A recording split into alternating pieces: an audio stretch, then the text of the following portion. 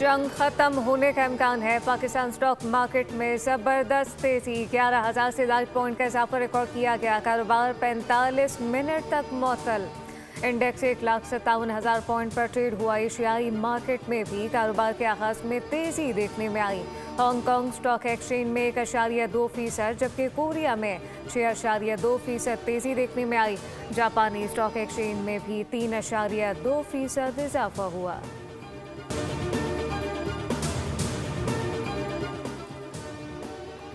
आलमी मंडी में खाम तेल की कीमतें 8% तक गिर गईं। खाम तेल की कीमतें $100 से नीचे आ गईं। बरतानवी ब्रेंट 8% कमी से $90 फी बैरल हो गया। अमरीकी खाम तेल 7.24% कम होकर $88.63 पर आ गया।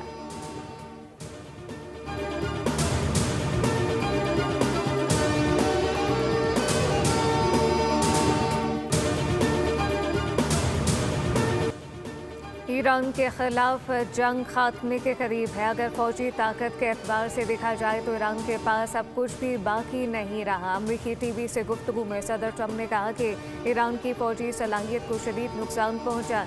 ईरान के पास ना बहरिया मौसर रही और ना ही मवासलाती निज़ाम और ना ही फ़िज़ाई अफ़ाल है। दावा किया गया ईरान के मिसाइल तबाह हो चुके हैं, उनके ड्रोन को तबाह किया जा रहा है। ड्रोन बनाने की तनसीबात को निशाना बनाया गया। अमरीका ने इब्तिदा में अंदाज़ा लगाया था कि ये जंग 4 या 5 हफ्ते जारी रहेगी, मगर अमरीका अपने वक्त से काफ़ी आगे चल रहा है।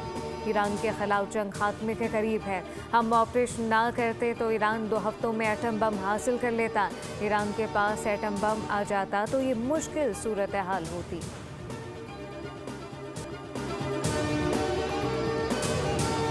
पासदारान इनकलाब ने अमरीकी सदर का बयान मज़ाहिका खेज़ करार दे दिया। कहा जंग कब ख़त्म होगी ये हम तय करेंगे। ख़त्ते में सब महफूज होंगे या कोई नहीं होगा। तर्जुमान ने खबरदार किया कि हमले जारी रहे तो ख़त्ते से तेल बरामद नहीं होने देंगे। ख़त्ते में तमाम अमरीकी फ़ौजी ढांचे को तबाह कर दिया गया। अमरीका और ईरान के खिलाफ जंग जारी रखेंगे। पासदारान इनकलाब ने ऑपरेशन वादा सादिक 4 की 33वीं लहर लब्बैक या खामनाई का आगाज़ कर दिया।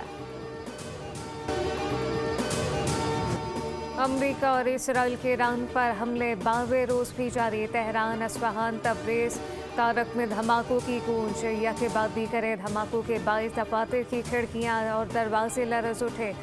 गवर्नर अस्फहान का दफ्तर, यूनेस्को के आलमी सकाफती विरसे कदीम शाही महल भी निशाना बनाया गया। अस्फहान में धमाके ईरान की न्यूक्लियर साइट के करीब हुए, जबकि बैनुल-अक़वामी एटमी एजेंसी ने दावा किया कि ईरान में अफसुर्दा यूरेनियम के ज़ख़ायर महफूज हैं। ईरानी फ़ौज और इनकलाबी गार्ड की जानिब से भी मुज़ाहमत जारी है। ईरानी फ़ौज का कहना है कि 1 टन से कम वज़न वाला कोई मिसाइल लॉन्च नहीं करेंगे। ईरान की जानिब से इसराइल पर भी कुछ जवाबी मिसाइल दागे गए। ईरानी पासदारान इनकलाब का कहना है कि तेल अवीव में 10 खैबर शिकन मिसाइल दागे। कहा बता दिया था कि मकबूजा बैतुल मक़दस में अब सायरन के बाद सायरन की गूंज बंद नहीं होगी। इसराइली हुकाम ने 2 शहरियों की हलाकत और मुतादिद के ज़ख्मी होने की तस्दीक कर दी। अमरीका ने ईरान जंग में हलाक होने वाले 7वें अमरीकी फ़ौजी की शनाख्त ज़ाहिर कर दी।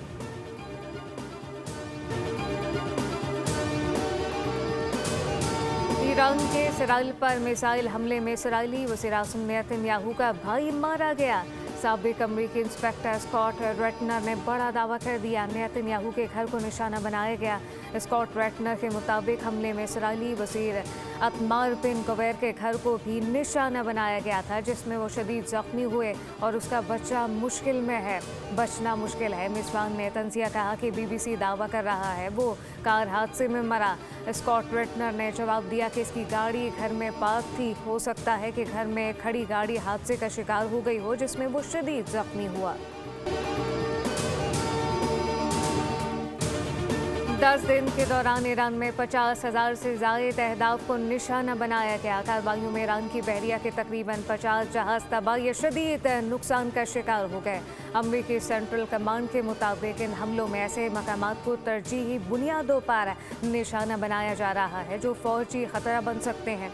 अमरीकी सेंटकॉम के मुताबिक ईरान पर हमलों में B-1, B-2 और B-52 स्ट्रेटेजिक बमबार तैयार इस्तेमाल किए गए। उधर न्यूयॉर्क टाइम ने दावा किया कि ईरान अब तक अरब ममालिक पर 2000 ड्रोन और 500 मिसाइल दाग चुका। ईरान के मिसाइल कम होने के तासुर के बरखिलाफ हमलों की शिद्दत में कोई कमी नहीं आई।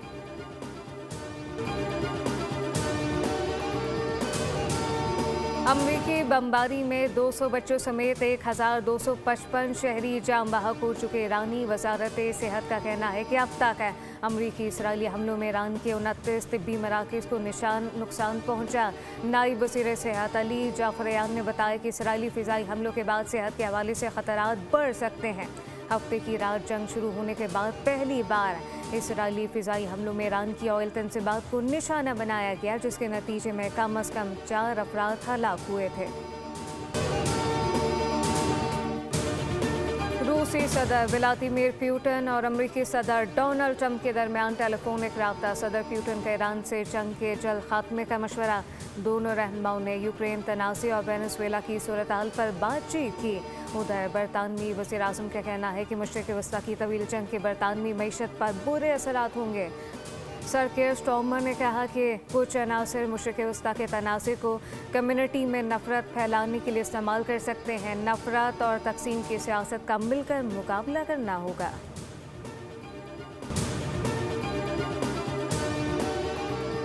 अफगानिस्तान से दहशतगर्दी दुनिया भर के अमन और सलामती के लिए ख़तरा है। तालिबान रजीम ने दहशतगर्दों को पनाह दे रखी है। पाकिस्तानी मंदूब आसिम इफ्तिखार का खिताब। कहा कि अफगानिस्तान से आने वाले दहशतगर्दों ने पाकिस्तान में मासूम लोगों को कत्ल किया। 26 फरवरी को तालिबान रजीम ने पाकिस्तान पर बिला जवाब हमला किया। पाकिस्तान ने जवाबी कार्रवाई करते हुए दुश्मन फोर्स और दहशतगर्दों को निशाना बनाया। अफगानिस्तान में कलदम TTP समेत दहशतगर्दों की पनाहगाहें मौजूद हैं, जबकि पाकिस्तान महफूज और पुरअमन अफगानिस्तान चाहता है। दोहा मुआहदे पर अमल दरामद आगे बढ़ने का रास्ता है।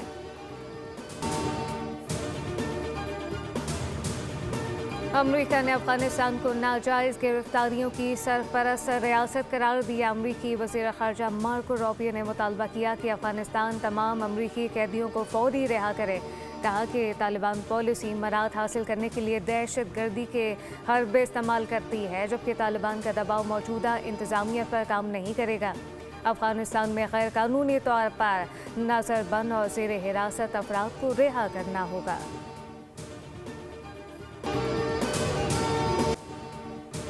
अफगान तालिबान और फितनल खवारिश के खिलाफ पाक फौज की मौसर जवाबी कार्रवाइयाँ जारी। सिक्योरिटी ज़राए के मुताबिक पाक फौज ने अरंदो कुरम सेक्टर में बर्वा कार्रवाई करके अहम पोस्टों मराकज़ को तबाह किया। मौसर हमलों और जवाबी कार्रवाइयों में बुज़दिल अफगान तालिबान पोस्टें छोड़कर फरार हो गए। पाक अफवाज अफगान तालिबान और फितनल खवारिश के ठिकानों और सिर्फ फौजी तंसीबात को निशाना बना रही है। Move towards the new economy, whether it's AI, whether it's blockchain, whether it's Web 3.0, all of this is going to be helped in terms of the spectrum availability and as we move into 5G. Pakistan में 5G technology की राह हमवार। इस्लामाबाद में 5G spectrum की नीलामी की तकरीब। वफाकी वज़ीर ख़जाना ने कहा कि IT सेक्टर के लिए आज इंतहाई अहम दिन है। मुल्क की मईशत को मुस्तहकम करने के लिए इक़दाम जारी हैं। इलाकाई सूरत हाल के पेश नज़र तवानाई की बचत के लिए इक़दाम किए गए। शिज़ा फातिमा ने कहा कि जदीद दौर में IT की बड़ी अहमियत है। पाकिस्तान की मईशत की बुनियाद इंटरनेट है। जदीद इंटरनेट की सहूलत हर एक की ज़रूरत है।